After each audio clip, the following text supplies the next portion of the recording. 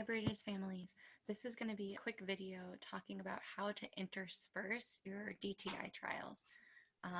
Interspersing trials basically just means that instead of doing the same program in a row back to back to back before moving on to the next one, you mix in all the different programs.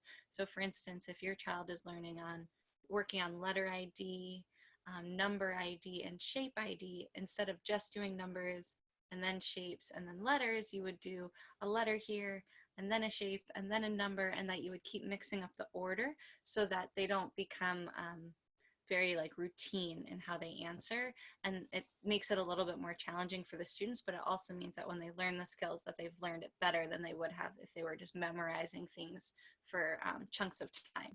So I'll just do a quick demonstration and give some tips about how I like to intersperse trials. When I am starting out with interspersing trials with a new student or a new program, I start really easy with myself. I don't try to mix in all their programs at once. I might just pick 2 or 3 programs to try to mix together. If you have a program that has a lot of materials, like maybe they're matching objects and you have to have like 7 objects next to you plus all the 7 matching objects, that one might not be a great one to mix in at first because it just takes a long time to set up. So I'm going to demonstrate. I'll show, like, here is going to be like the table as if I'm working with the student, and then this is kind of a side table. So if you have a student who likes to swipe materials, sometimes it's helpful to have like a little table off to the side behind you or next to you, and then you work with the student over here so that they can't touch the materials that are kind of like waiting. So the programs I'm going to do are object ID, matching letters, and number ID. I'm going to make sure that the only cards I have out are exactly the cards I'm working on. So in this one, I'm going to pretend that my student is working on identifying apple and cat in a field of 3. So I'm going to make sure I have the apple, the cat, and that I have 1 distractor. You can change out this distractor every time you run a new session, but for now you can just keep it in there for, you know, your smaller session. So I'm going to have my apple, my cat, and 1 distractor. If I'm working on the numbers 1 and 2 in rotation in a field of 2, I'll have them both here. And then if I'm doing letter matching in a field of 3, I'm going to make sure I have the 3 letters I'm matching and the 3 letters to match them to in a separate pile. And I'm going to keep them organized like this on the table so that they're ready to go quickly. So here's what it would look like if I was going to intersperse these 3 programs together for 1 student. It might look like this. Show me cat. Oh, wow, that's pointing to cat. I love that so much. I'm going to mix up the order. Show me apple. Oh, good. That's showing me apple. Where's 1? That one's 1. Yes, great job. I like how you're showing me, you know, you're working hard. Match H. Wow, good job matching H. Match I. That's matching I. Super. Where's the apple?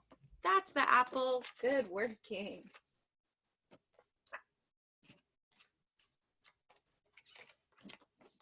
Where's A? Match.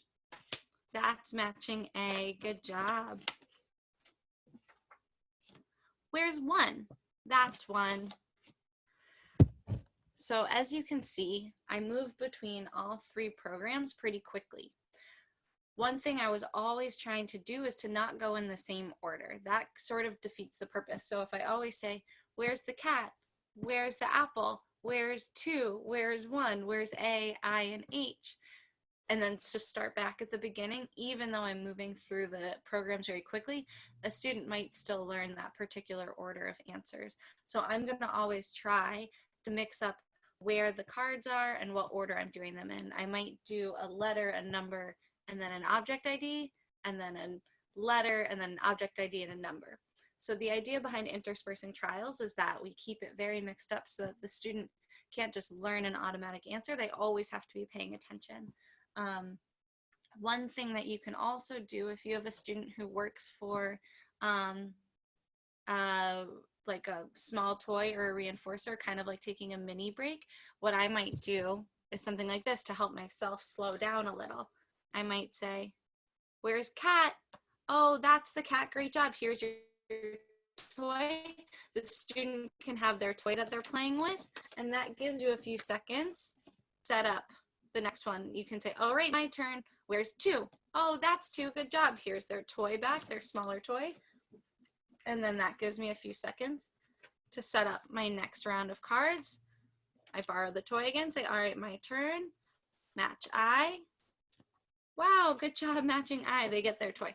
So sometimes, especially when you're first starting out to intersperse a trial, it might be good to find one or two reinforcers that are very small and easy to give and take away quickly.